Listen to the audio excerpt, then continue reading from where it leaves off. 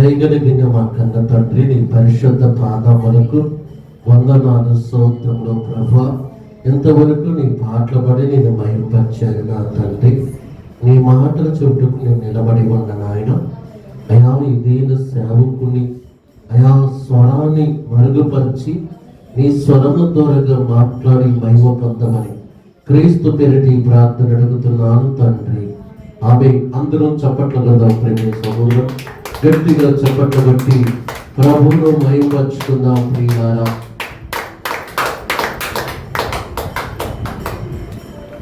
దేవుడికి మహిమ కలుగును గాక. ప్రియమైన సహోదరి సహోదరులారా, ప్రభువైన యేసు క్రీస్తు పరిశుద్ధమైన నామములో చేరి వచ్చిన దైవ పిల్లలందరికీ హృదయపూర్వకమైన వందనాలు ప్రియులారా. హల్లెలూయా. ప్రియమైన సహోదరి సహోదరులారా, దేవుని వాక్యమును జాగ్రత్తగా మనం విందాం ప్రియులారా. దేవుని వాక్యం పట్ల ఆసక్తి కలిగి మనం ఉండాలి ప్రియులారా. ఎందుకంటే దేవుడు వాక్యం మనల్ని బలపరిచింది, దేవుడు వాక్యం ధైర్యాన్నిచ్చింది, దేవుడు వాక్యం ఆదరించింది, దేవుడు వాక్యం మనల్ని బలపరిచింది ప్రియులారా. ఈ రోజుల్లో విశ్వాస జీవితంలో కొదువుగా మిగిలిపోయింది ఒక పని ఉంది ప్రియులారా. విశ్వాస జీవితంలో ఎదగకపోవటానికి కారణం, వారు బలపరచబడపడటానికి కారణం, వారు ఆశీర్వదించబడపడటానికి కారణం, వారి కుటుంబంలో సమాధానం లేకపోవటానికి కారణం, ఎన్ని పనులు చేసినా ఇంకా అప్పులు కావటానికి కారణం, ఎంత పని చేసినా మనశ్శాంతి లేకపోవటానికి కారణం. ఈరోజు క్రైస్తవులుగా ఆలోచించాలి, దైవ బిడ్డలుగా ఆలోచన చేయాలి. ఎందుకు నా జీవితంలో ఈ నెమ్మది ఉండట్లేదు, నా జీవితంలో సమాధానం ఉండట్లేదు, నా జీవితంలో మనశ్శాంతి ఎందుకు ఉండట్లేదు అంటే ఈరోజు క్రైస్తవుడికి వాడి కొదువుగా ఉన్నది. ఏంటయ్యా కొదువు అంటే, క్రైస్తవుడికి ఉన్న కొదువు ఏంటో తెలుసా ప్రియులారా? ప్రార్థన చేసుకోకపోవటం వల్ల. ఈరోజు ప్రార్థన చేసుకునే సమయం క్రైస్తవులకి ఉన్నదా? ప్రార్థన చేసుకునే అలవాటు విశ్వాసులకు ఉందా? ప్రార్థన చేసుకునే మనసు ఈరోజు ఉందా? రోజుకంట 2 గంటల ప్రార్థన చేయాలంట.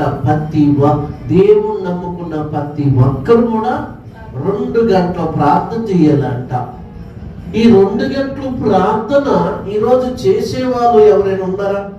గుండెల మీద చేసుకుని నేను 2 గంటలు ప్రార్థన చేస్తున్నాను, నా కుటుంబం కోసమే నేను ప్రార్థన చేస్తున్నాను, నా జీవితం కోసమే ప్రార్థన చేస్తున్నాను, నేను నా పిల్లల కోసం ప్రార్థన చేస్తున్నాను అని మనం చెప్పగలుగుతున్నాం ఈరోజు.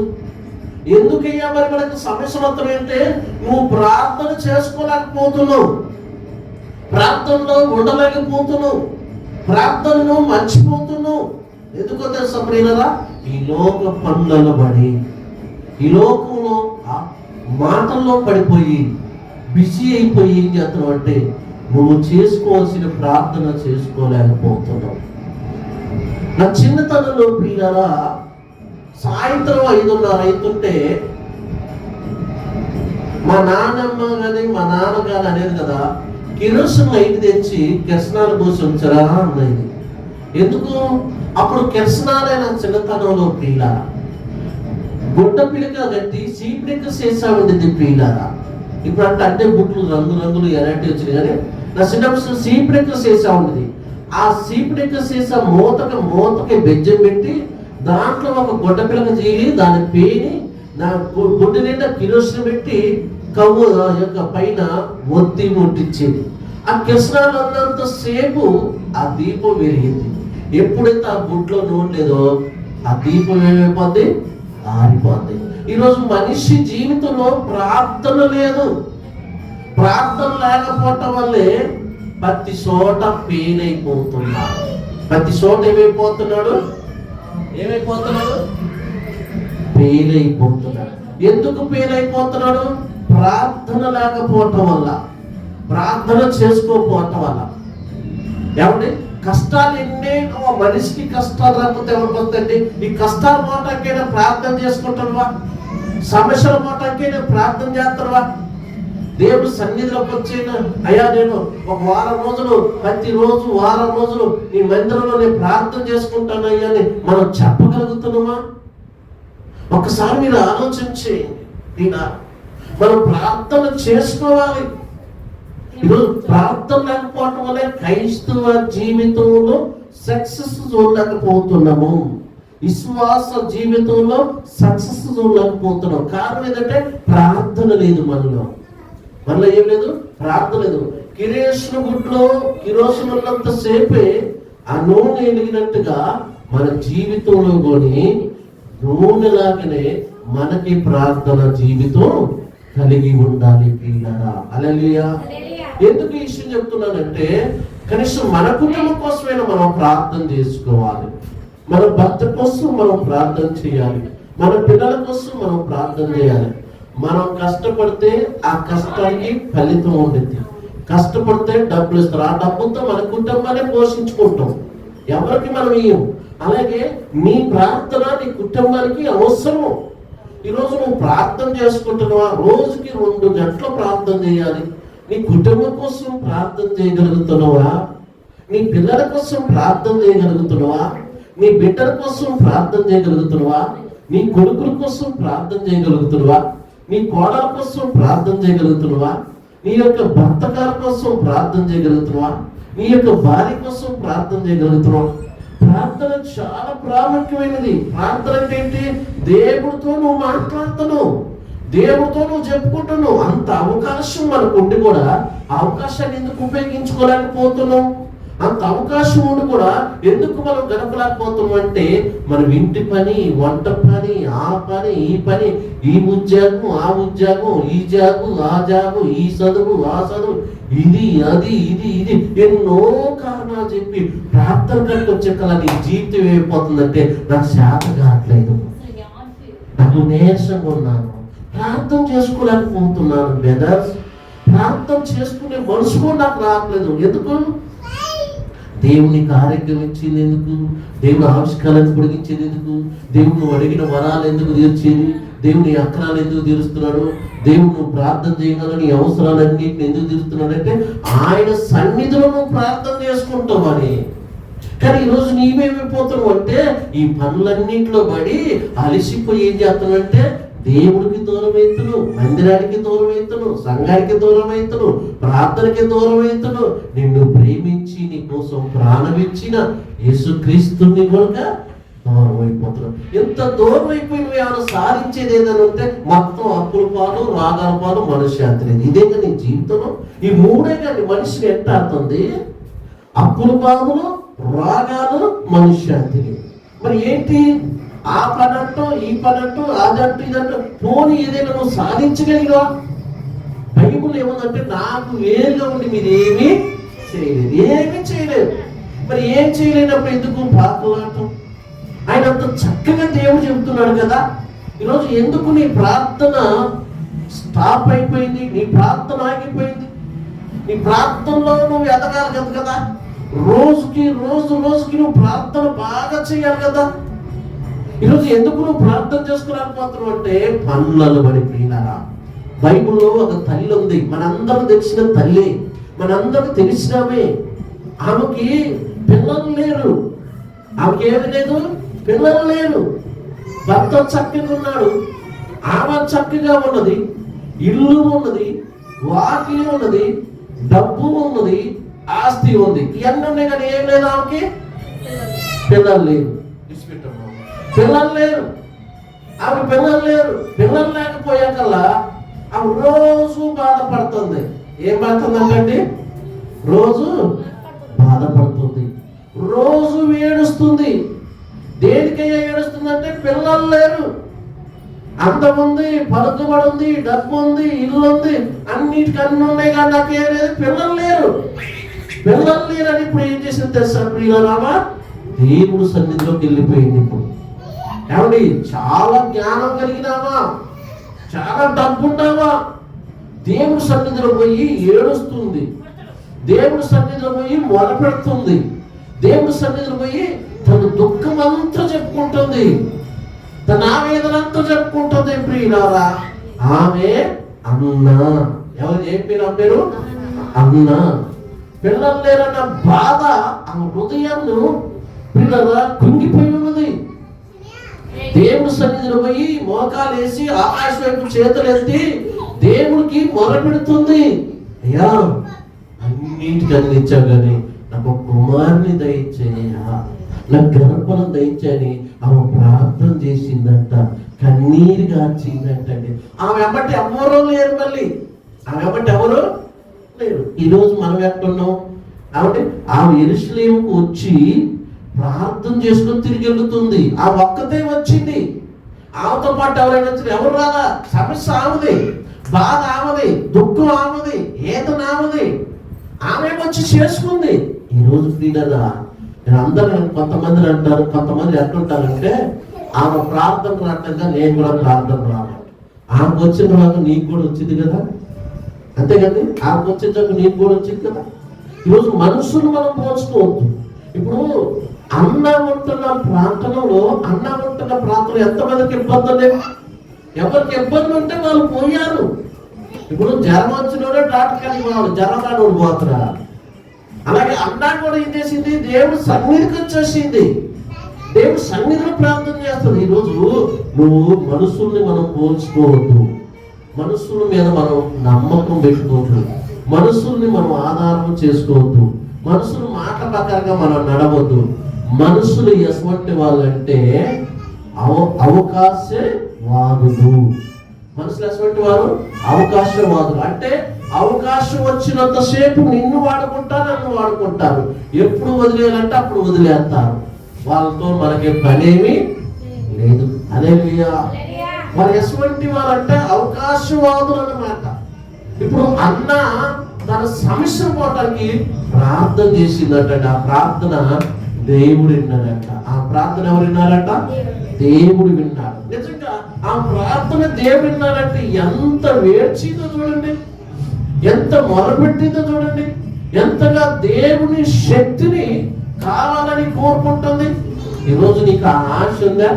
దేవుడు సన్నిధికి వస్తాను కానీ అయ్యా నాకు ప్రార్థన నేర్పు, అయ్యా నేను ప్రార్థనలో ఉండాలి, నేను ప్రార్థనలో వెలగాలి. ఎలా ప్రార్థన చేయాలయ్యా? నా మరణం లేదయ్యా, నాకు వచ్చిరని ప్రార్థన అయ్యా, నా జ్ఞానం లేదయ్యా, చదువు లేదయ్యా, తెలివి లేదయ్యా, వివేకు లేదయ్యా, నా తోటి వాళ్ళందరూ నన్ను ఎగతాళి చేస్తున్నారయ్యా, నన్ను చిన్న చూపు చూస్తున్నారయ్యా. నీ ప్రార్థన నాకు నేర్పించయ్యా, నీ శక్తిని నాకు అనుగ్రహించయ్యా, నీ బలముతో నన్ను నడిపించయ్యా, నీ జ్ఞానము నాకు అనుగ్రహించని దేవుని సన్నిధికి వచ్చి నువ్వు ఎంత ప్రార్థన చేయగలుగుతున్నావా? ప్రార్థన చేయడం ఈరోజు చాలా మందికి తెలుసుకోలేకపోతున్నారు, ప్రార్థనలో వారు గడపలేకపోతున్నారు, ప్రార్థనలో ఉండలేకపోతున్నారు. అందుకని ఈరోజు చెట్టు వేసి నీళ్ళు పోయిపోతా, చెట్టు ఏమైపోద్ది? ఎండిపోద్ది. బండి కొని పెట్రోల్ పోయిపోతా, బండి ఆగిపోద్ది. ఇంట్లో కరెంట్ అంతా సెట్ చేసి మేలైపోతే ఇంట్లో కరెంట్ మొత్తం రాదు. నీ ఆత్మీయ జీవితంలో కూడా నీకు, నీ కుటుంబానికి నీకు ముఖ్యమైన పునాది ఏంటో తెలుసా? ప్రార్థన, మోకాల ప్రార్థన. హల్లెలూయా. మోకాల ప్రార్థన ఈరోజు మనకి కావాలి. ఎవరి మాటలు కూడా బయట చేసుకున్నాం, ఎవరిని కూడా మనం నమ్మే పరిస్థితి లేదు ఈ రోజులో. ఎందుకంటే ప్రియులారా, మనుషులు ఎటువంటి వాళ్ళంటే ఈరోజు అవకాశవాదు. కానీ అన్న దేవుడు సన్నిధికి వచ్చింది కదా, చక్కని కొడుకుని అని అడిగింది. దేవుడు ఆ సంవత్సరం ఏం చేసింది తెలుసా? చక్కని కొడుకుని ఇచ్చిందంట. హల్లెలూయా. అవి ఎవరు మనుషులు నమ్మిందావా? మనుషులు సలహాలు తీసుకుందా? మనుషుల్ని వెంబడించిందా? మనమైతే అన్ని మనుషుల మీదే ఆమె కల సలహా తీసుకుంటూ, ఏం కల సలహా తీసుకుంటూ, ఆమె చెప్పింది ఏంటో, ఏం చెప్పింది ఏంటో, దేవుడు చెప్పింది నేను మర్చిపోతాం. వాళ్ళ ఎంత బుర్రలో బాగుండేది కానీ దేవుడితో ఉంటుందా? పొరపాటు ఉండదు. దేవుడు ఇన్ని వాక్యాలు చెప్తున్నాడు కదా, ఇన్ని మాట చెప్తున్నాడు కదా, వీటిలో మనం ఆధారపడితే మనకి ఎంత బలము, ఎంత ధైర్యం, ఎంత ఆదరణ. కానీ వీటిని మనం మర్చిపోతాం. వాళ్ళ సలహాలు, వీళ్ళ సలహాలు, వాళ్ళ మాటలు, వీళ్ళ మాటలు విని మనం ఏం చేసుకున్నాం అంటే మన జీవితాన్ని మనమే నష్టపరుచుకుంటున్నాము. హల్లెలూయా, హల్లెలూయా. ప్రియులారా, దేవుడు వాక్యం ఏం సెలవిస్తుందంటే ఈరోజు నీ ఆత్మీయ జీవితానికి కావాల్సింది ప్రార్థన.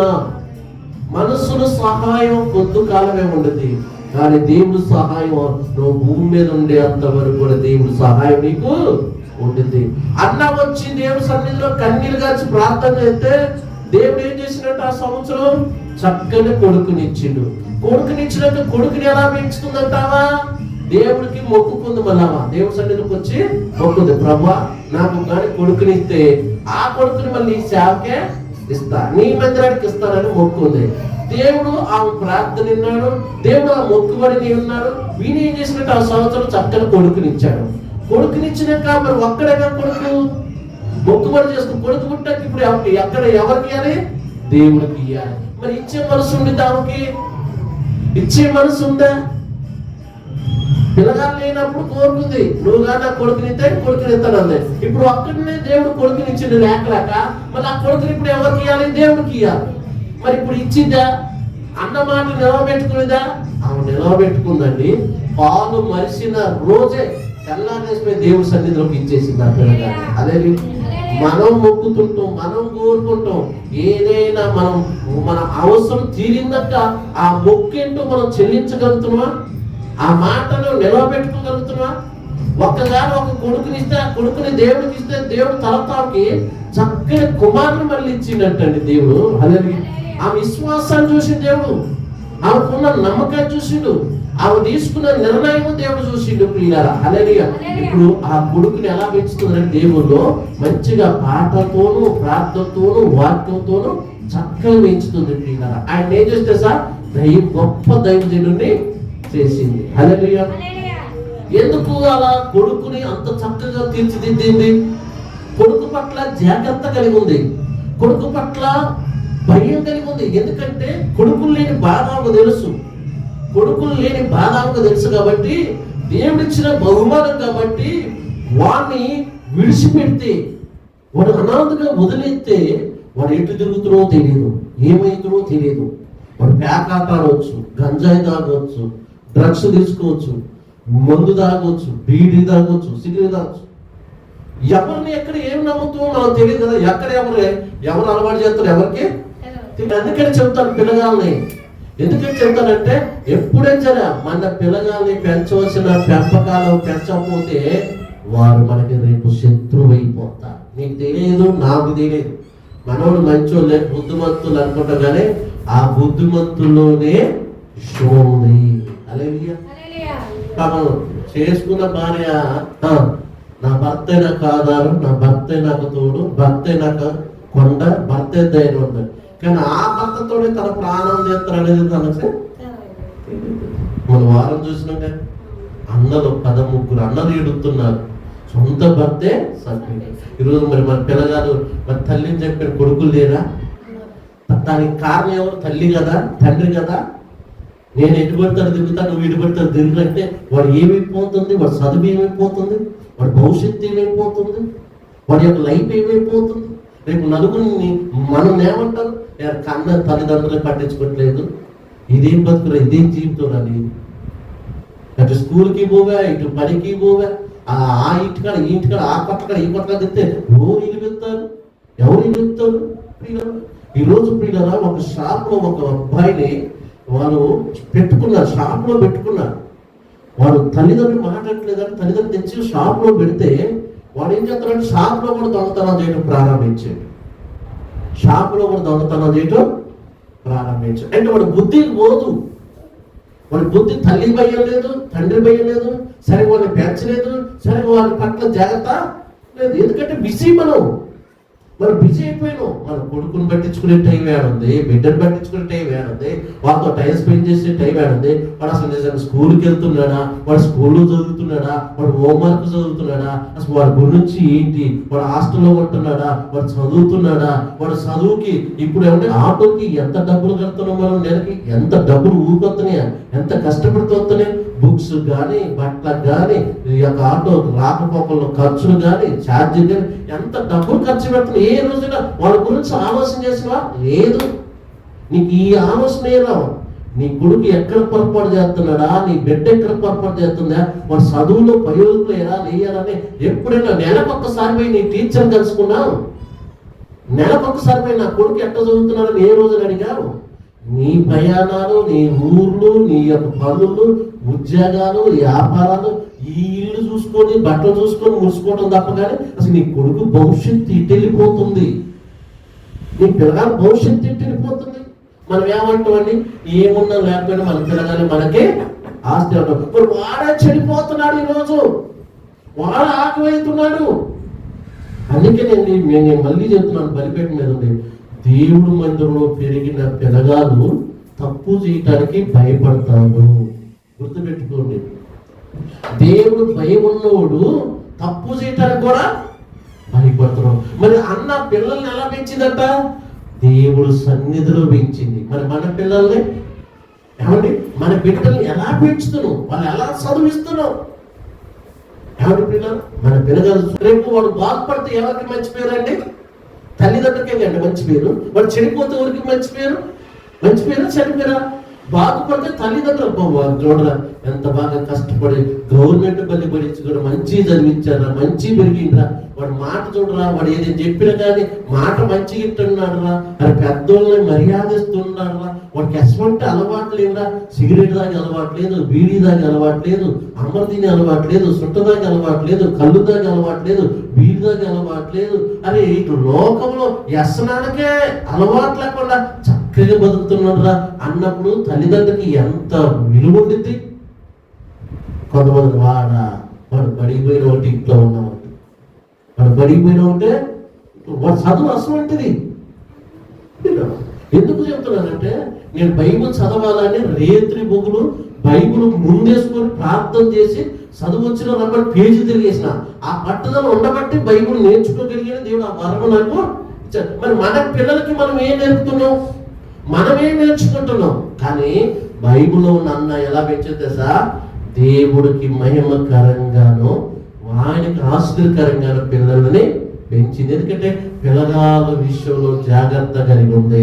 ఎందుకంటే వాడు తాగి చెడిపోతే ఆ కన్న తల్లికి బాధ, తాగి తాగి చచ్చిపోతే ఈరోజు ఏమండి 80 సంవత్సరాల దాకా తాగి చనిపోతున్నారండి. యవనస్తుడు 15 సంవత్సరాల దాకానే చచ్చిపోతున్నాడు. పుల్లు దాగి బండి దోవటం, దేవుడికి ఒక దానికి యాక్సిడెంట్ చేయటం వల్ల ఎంతమంది చచ్చిపోవట్లేదు?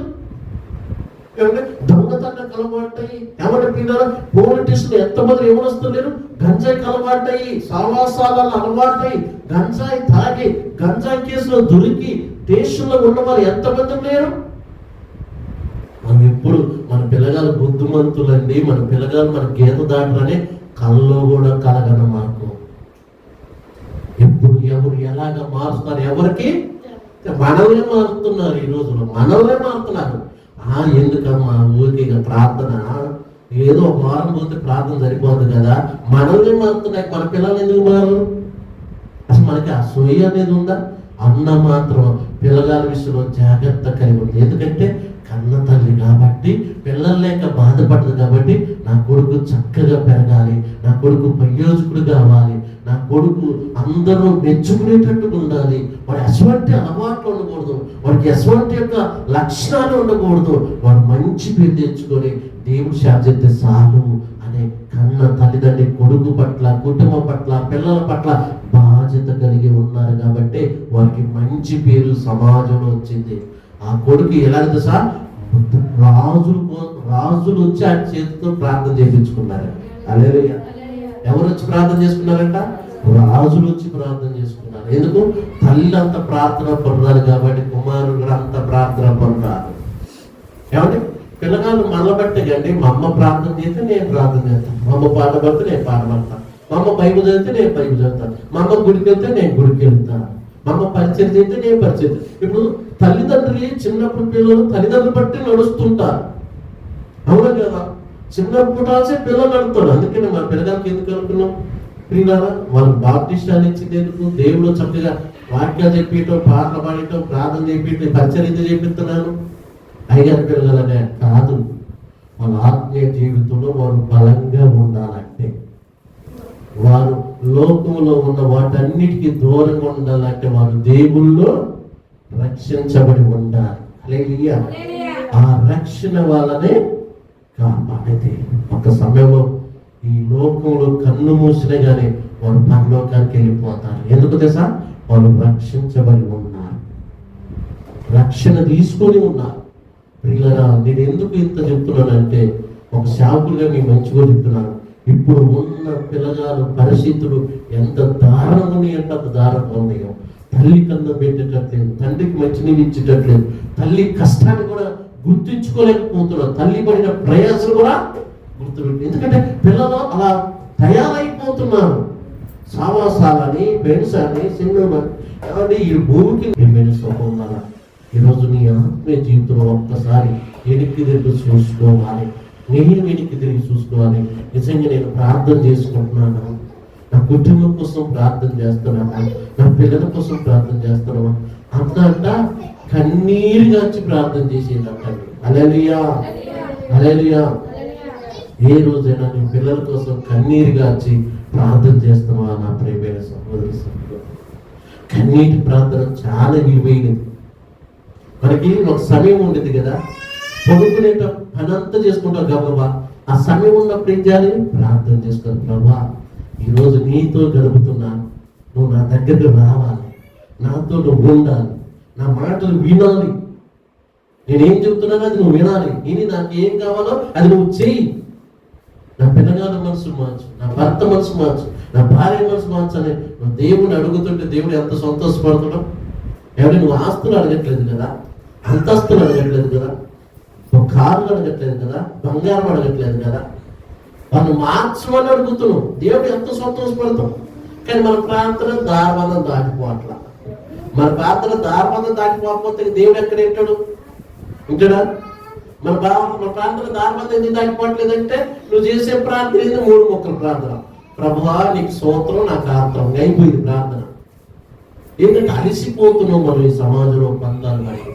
కానీ ఒక దేవుడి కాడికి వచ్చాకనే పిల్లలు ఓపిక ఉండట్లేదు, ప్రార్థన చేసుకోవటానికి ఓపిక ఉండట్లేదు, ప్రార్థన రావడానికి ఓపిక ఉండట్లేదు, ప్రార్థనలో వాక్యం వినడానికి ఓపిక ఉండట్లేదు, పరిచయం చేయడానికి ఓపిక ఉండట్లేదు, దేవుడి సన్నిధిలో మోకాలేసి దేవుని ఆరాధించడానికి ఓపిక ఉండట్లేదు. అన్నిటికన్నా ఓపిక ఉండేది. ఏమంటే హాస్పిటల్లో ఏమంటే 2 గంటలు లైన్లో నిలబడమన్నా ఆగుతుంది, నిలబడమా ప్రియుడ. అదే రేషన్ కార్డు కాడ కూడా నిలబడమంటే నిలబడుతాం ప్రియుడ. ప్రతి చోట మనము నిలబడుతుంటాం ప్రియుడ. ప్రతి చోట ఓపిక చేసుకుంటాం. కానీ ఎవరి ప్రియుడ పద్దాగా పని చేస్తాం. సాయంత్రం పూట ఆ ఇంటికి వెళ్ళా మా అమ్మ కాసేపు చేయాలంటే చేస్తాం, ఓపిక చేసుకునే చేస్తాం. అదే ప్రార్థన కాడికి వచ్చే కదా ఓపిక లేదు, కాళ్ళు నొత్తున్నాయి, నడుము నొత్తున్నాయి, తల నొత్తుంది. అసలు ఈ బాడీని ఈ అవయాలని ఇచ్చిందే దేవుడే. ఆయన కాడికి వచ్చే కదా నీకు ఓపిక లేదు. అదే పని కాడ ఓపుకుంది, ఆడ ఓపుకుంది, ఏడ ఓపుకుంది, రేషన్ కార్డు కాడ నిలబడే ఓపుకుంది, కిరాణా కొట్టు కాడ నిలబడి ఓపుకుంది, బట్టల షాప్ కాడ నిలబడి ఓపుకుంది, ఏటీఎం కార్డు బ్యాంక్ కార్డు ఓపుకుంది. ఎవరి ప్రియులారా అన్నిటికన్నా ఓపుకుంది. కానీ చివరికి ప్రార్థన కాడికి వచ్చే కదా మాత్రం ఓపిక లేదు, ప్రార్థన చేసుకోవడానికి మాత్రం ఓపిక లేదు, పాటలు పాడటానికి మాత్రం అబ్బా నడిచిపోయా నువ్వే పాడక్క పాట పాడటానికి నీకు అవకాశం ఇచ్చాడు దేవుడు. హల్లెలూయా, హల్లెలూయా. నేను అందుకని ఎప్పుడైనా నా చేతికి మౌతుంటే మనసు తృప్తి తీరిందా పాడతాను. దగ్గర 10 పాడతాను. ఎందుకు పాడట్లేదంటే ఈ మధ్య నా ముందు వాళ్ళు అడుగుతారు, ఫీల్ అవుతారు, జైగానే పాడుకుంటాడు, మేమేది కానీ అందుతారని 2-3 పాటలు పాడుతున్నాను. ఎదురుకి నేను పాడితే 15 పాటలు 20 పాటలు పాడేది. ఆ పాటలను పాడుకుంటా దేవుని మహిమపరుస్తుంటే అసలు ఎంత సంతోషం, ఎంత ఆనందం. అందుకనే ప్రియులారా ఈరోజు ఇంటికి పునాది ఎంత అవసరమో నీ ఆత్మ జీవితానికి ప్రార్థన ఎంత అవసరమో. అన్న ప్రార్థన చేయటం వల్ల గర్భఫలం పొందుతుంది. ఆ గర్భఫలాలు కూడా దేవుడికి మహిమకరంగా చక్కగా వేచింది, సమాజంలో కూడా మంచి పేరు తెచ్చుకున్నాను. ఈరోజు నేను నీ పిల్లలు మంచి పేరు తెచ్చుకోవాలన్నా, నువ్వు మంచి పేరు తెచ్చుకోవాలన్నా, నీ కుటుంబం మంచి పేరు తెచ్చుకోవాలన్నా, నువ్వు ఆశీర్వదించబడాలన్నా, నువ్వు స్వస్థత పొందుకోవాలన్నా, నువ్వు బలం పొందుకోవాలన్నా, నీ మీదను నీ ఇంటి మీదను నరుడు కనుదృష్టి లేకుండా ఏ తెగులు లేకుండా ఉండాలన్నా దీనికి మూల కారణం ప్రార్థన. ఏం కావాలంట? ప్రార్థన. ఈరోజు ఆ ప్రార్థన మనకు ఉందా? అందుకని చూడండి, సైతాన్ గారు అన్ని పనులు చెప్పిస్తారు కానీ ప్రార్థన కనుక వచ్చి కానీ ప్రార్థన చేయకపోయాడు. నువ్వు మోకాలు వేసి ప్రార్థన చేద్దాం అన్న సమయంలోనే ఫోన్ మోగుతా ఉంటుంది. నువ్వు ప్రార్థన చేసుకోవాల్సిన ఆశ పోదు, ఫోన్ మోగిద్ది. ఫోన్ కొని పోయిందని ఏం చేస్తాం? ఫోన్ మాట్లాడక వాట్సాప్ ఆన్ చేస్తాం, వాట్సాప్ పోయి యూట్యూబ్ అయితే ఇక 2 గంటలు మూతి పెడతాం. ఇక అప్పుడు ప్రార్థన మర్చిపోతాం కదా.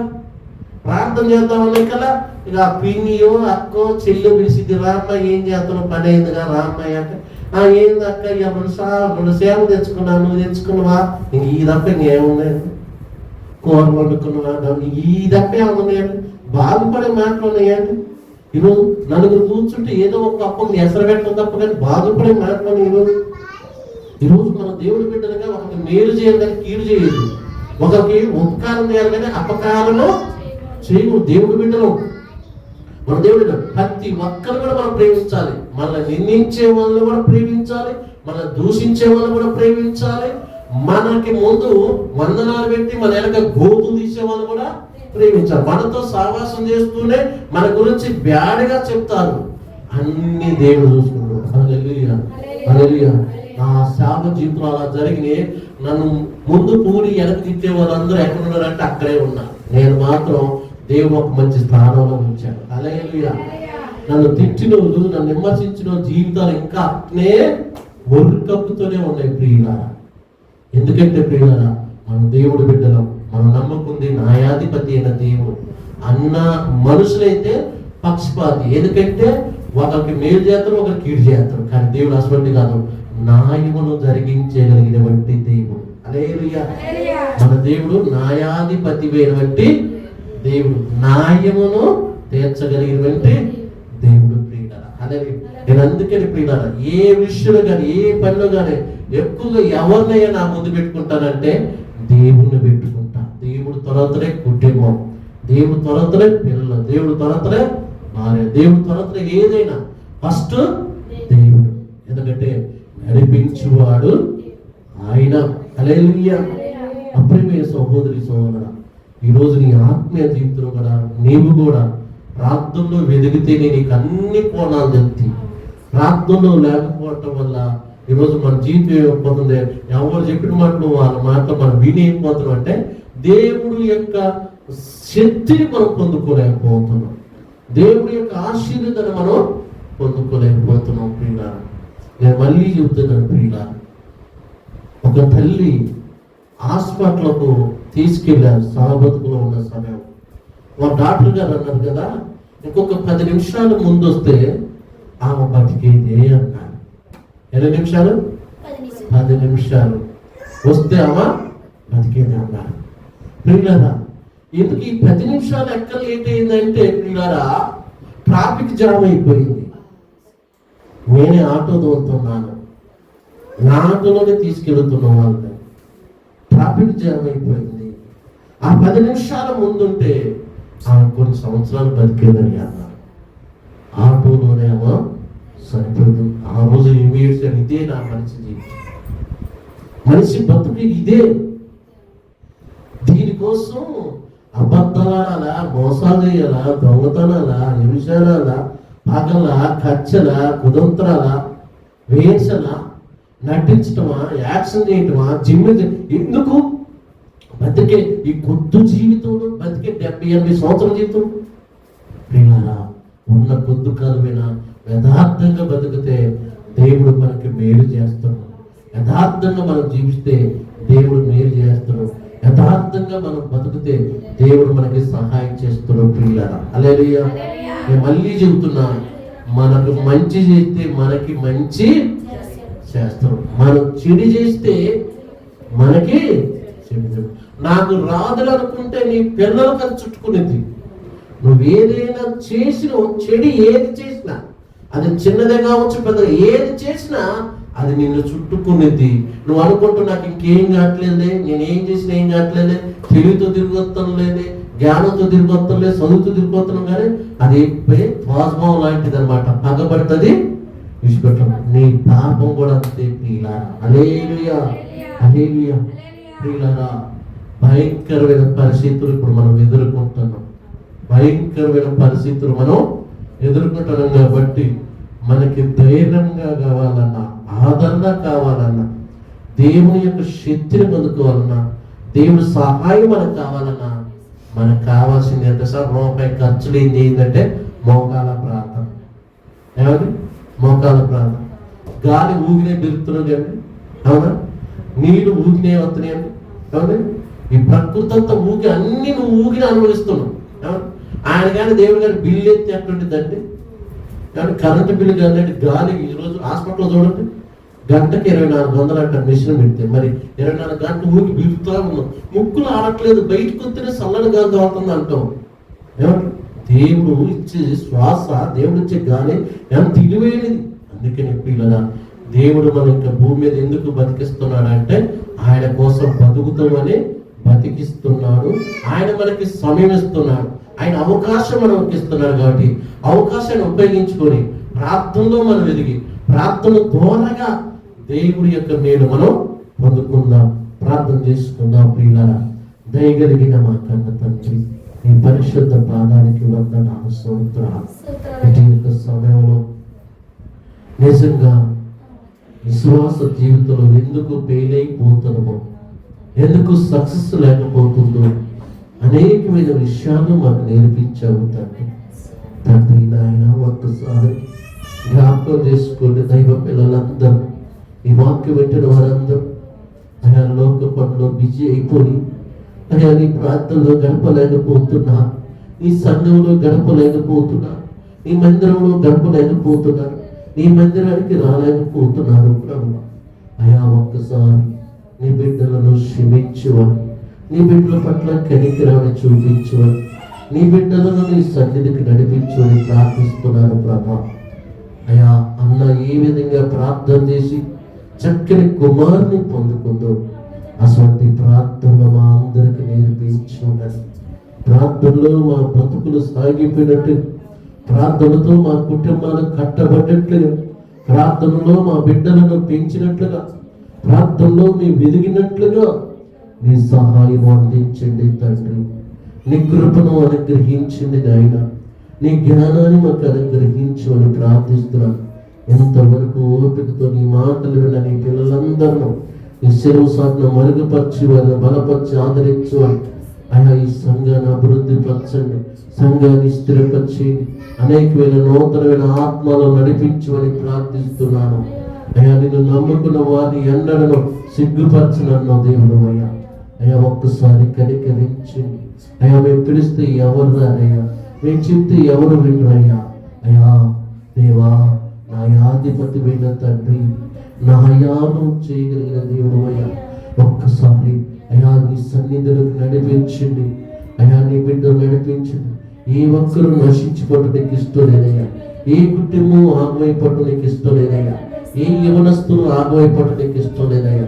కులము, మతము, ప్రాంతీయతత్వం లేకుండా ప్రతి ఒక్కరి పట్ల నీ కృప చూపువని, ప్రతి ఒక్కరిని కాపాడమని, ప్రతి ఒక్కరిని రక్షించువని, ప్రతి ఒక్కరిని దీవించువని, మరణం వరకు నీకు నమ్మకం ఉన్నట్లుగా నీ సహాయం అందించి నీ సాక్షిగా నిలబెట్టుకొని సంఘ పరిచర్య కార్యక్రమంలో అయా నీ బిడ్డలను అయా ముందుకు నడిపించి వాడుకోవని, ఈ సంఘాన్ని స్థిరపరచమని, సంఘాన్ని ఆశీర్వదించమని, అయ్యి దేన సేవకులను కూడా మంచి ఆరోగ్యం, బలాన్ని, శక్తిని దయచేయండి. మేము ఏ స్థితిలో ఉన్నామో నీకు తెలుసు అయ్యా, ఎటువంటి మార్గంలో వెళుతున్నామో నీకు తెలుసు ప్రభువా.